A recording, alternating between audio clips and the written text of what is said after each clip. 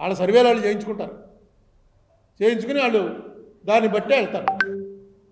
మనం ఏదో ప్రచారం వాడు వచ్చాడు వీడు వచ్చాడంటే కేవలం మన కోసం జనం చూసి ఆహా చాలా బాగుంది వచ్చేస్తుంది అనుకోవడానికి తప్ప దీనివల్ల పెద్దగా మార్పు జరిగేది ఏముండదు. మీరు ఇప్పుడు ఆ స్పెషల్ కేటగిరీ స్టేటస్ అనేది ఏముందో గత 10 ఏళ్ళుగా లెక్కలు చూపించి తీసుకురండి.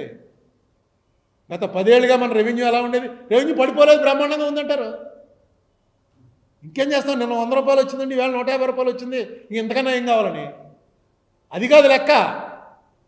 బాగా బ్యాడ్ స్టేట్ అనుకున్నటువంటి బీహార్లో నిన్న 100 రూపాయలు వచ్చేది 200 అయింది. ఆంధ్రప్రదేశ్లో మాత్రం 100 150 అయింది. ఈ కంపారిటివ్ స్టేట్మెంట్ చూపించాలి.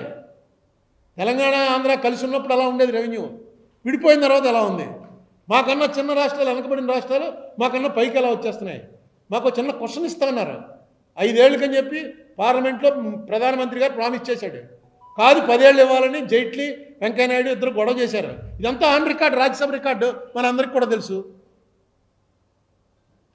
మీ ఇప్పుడు మీ దయాదాక్షిణ్యాల మీద ఆధారపడి అక్కడ ప్రభుత్వం ఉంది. ఇప్పుడు కూడా మీరు అడగకపోతే ఎలాగది?